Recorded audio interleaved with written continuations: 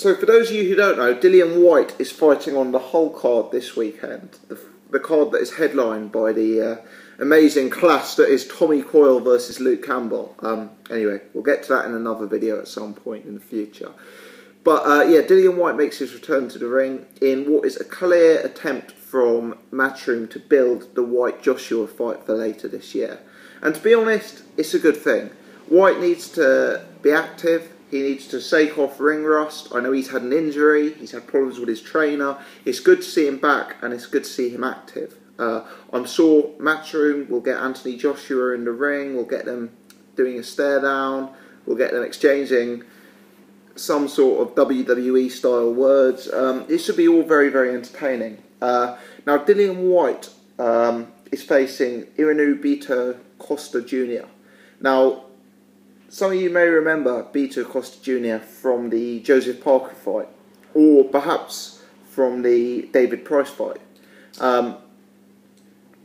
If you have seen either of those fights, they end in the same way, which is with Beato Costa Jr. getting knocked absolutely spark out.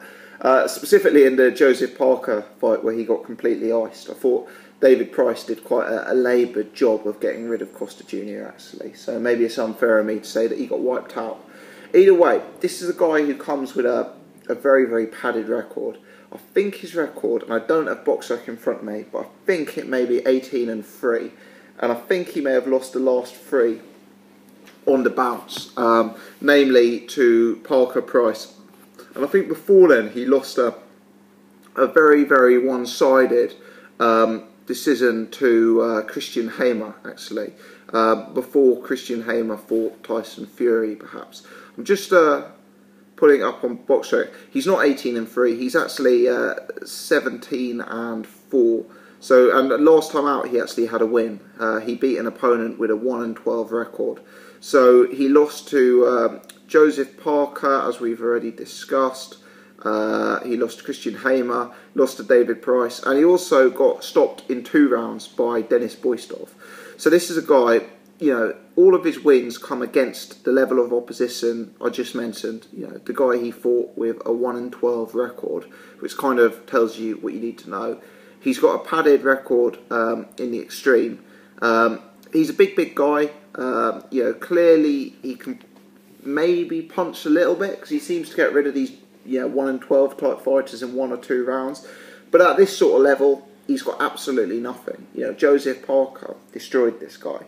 And for me, Beato Costa Jr., it's not only that he brings nothing to the equation. I don't think he should even really be able to land a punch on Dillian Whyte. He's so slow, he's so plodding, he's so lacking in technique, lacking in refinement, that this should be very, very easy work for Dillian Whyte.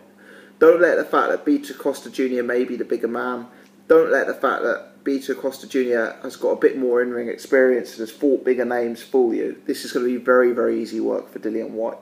And for me, Costa Jr.'s durability is, very, very questionable. It wouldn't surprise me whatsoever. I don't think Dillian Whyte's gone beyond 4 rounds. Wouldn't surprise me whatsoever if he doesn't go beyond 4 rounds again in this fight. So I'm predicting relatively confidently that we will see a Dillian Whyte knockout. I think we'll see it in the early rounds. I don't think Costa Jr. will bring anything to the table whatsoever to cause Dillian Whyte any problems. And I think if you're in any doubt of that, please watch the Christian Hamer fight. Please watch the Joseph Parker fight and let me know your thoughts. Yeah, realistically, I'm pleased that this fight is going down. If Dillian Whyte wasn't kept active, if he didn't have a chance to get back into the ring following on from his injury and period of inactivity, it would create a lot of excuses ahead of a potential Anthony Joshua fight. So it'd be good to see both men in that fight come into the ring in as good a condition as they can possibly be.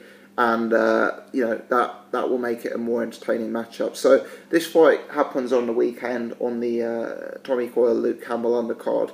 It'll be interesting to see how Dillian's looking, but do not expect a real test. Let me know your thoughts on this fight. How do you see it going? Thanks for watching.